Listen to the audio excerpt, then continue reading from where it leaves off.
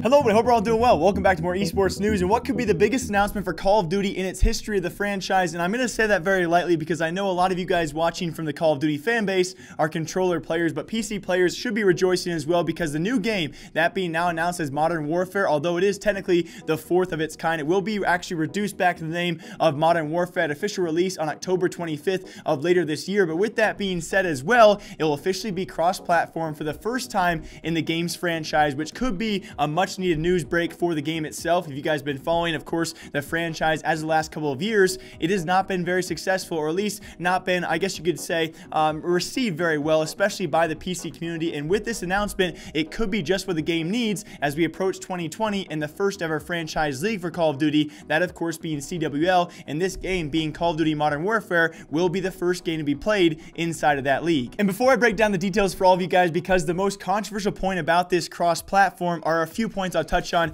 in a minute or two here, but I do also want to announce what we know so far. I'll link some great sources down below for all of you. Thankfully, it should be no season battle pass, because if you guys were here for Black Ops 4, I think they could have done a better job. With that being said as well, potentially we cross our fingers for this because I want to focus on the main game as well as the campaign slash multiplayer parts of it. Hopefully no battle royale. Again, if you guys were here for Black Ops, they tried out the BR over there with Blackout, and it was, to my opinion, you guys could have your own opinion in terms of updates and actually keeping that game fresh, as well as having a tournament scene fall off the map completely. They did a terrible job with that battle royale, and I would love, like I said before, a more focus on the main game part of it. So no season battle pass, no battle royale, apparently a brand new mini map, and alongside that, most importantly, apparently DLC maps and additions will be free for the game. So those are great announcements. I think you guys can, of course, leave your comments down below. But now, most importantly, about this cross-platform and the breakdown of it, as many rumors are saying many different things, and of course, we don't have the full details as of right now, but potentially splitting up the PC players from the console players, but in a very weird fashion, because it's a bit confusing as of right now. According to Slasher and other sources out there, apparently potential to have all console players, or controller players I should say, move to PC. So controllers, of course, playing on PC as well, potentially a CWL league specifically for that as well, to see if PC players can succeed on their own. So with that being said, so many questions of what about the console playing? Will they have their own CW league as well? It seems very unlikely. So will all console players be forced, at least on LAN events or big events, that being CWL matches as well as CWL events on top of that, for anywhere they travel, will they be forced to play controller on PCs as well? Now, of course, questions do draw to ask as well when it comes to Fortnite. Those players are not forced to do so. I believe Rocket League is the same way. When it comes to their biggest events, you have PC and console players both coming together, and they can play on their specific device. Now, do correct me if I'm wrong about that, but again, so many questions going forward that have not yet to be clarified about this true cross-platform. My main issue,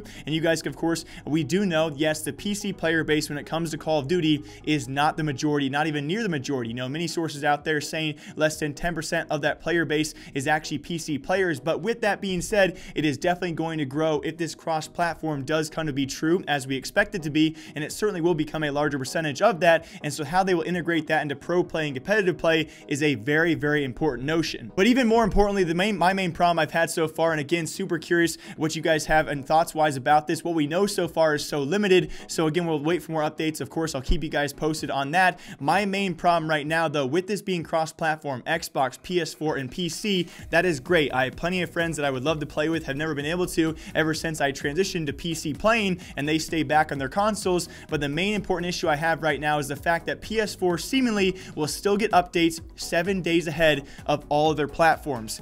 How is this still a possible thing? I can't even voice my anger about this. If you guys have been playing Call of Duty for quite some time, but especially across Black Ops, when it came to both Black Ops 4 as well as their Battle Royale Blackout, PS4 got updates an entire week ahead of time, and it just made for a whole jumble of, I guess you could say, frustrations, and it still seems very, very unfair. How is it possible you're trying to push completely to competitive play a cross-platform game, but you're still going to give one platform the addition of 7 full days to learn all of that stuff ahead of time? And when it comes to multiplayer, if this is true, which you would think the updates, they get all of the updates, they don't get just that 7 days ahead of time. If they get multiplayer content, which is very likely 7 days ahead, what are you going to have to do? Are you going to have an exclusive playlist for PS4 players only, who they can only play for that full week with other PS4 players? And all of a sudden you have people who own a PS4 knowing the meta, knowing the changes, adapting for a full 7 days ahead of everyone else on other consoles or PC. how does that make sense? How is this still a possibility? But with all that being said, again, super curious one last time what you guys think about this. What are your main thoughts? What are your main positives, your main negatives? Still a bunch of unanswered questions going forward about this, but still at the very, very wake of it, it still seems like a huge update for Call of Duty and could be the reawakening it did need. Yes, Call of Duty is slowly coming back into somewhat of a resurgence as we approach CWL for the year of 2020, but with that being said, it's still definitely a very shaky when it comes to the esports scene, and especially when it comes to the games we have seen over the past 2 to 3 years. When it comes to actually establishing a full-on player base who can stick it out with a game for a long period of time, Call of Duty has not seen its success in quite some time. Could Call of Duty Modern Warfare fix that? I have some faith in it, at least more faith than I've had ever since World War II and Black Ops 4, which died out pretty fast. But leave your thoughts down below. Super curious what you guys think. And as always, my name is Jake. I hope you guys all enjoy esports news. I'll be back here later with some more breaking stuff. Until then, yeah, bye.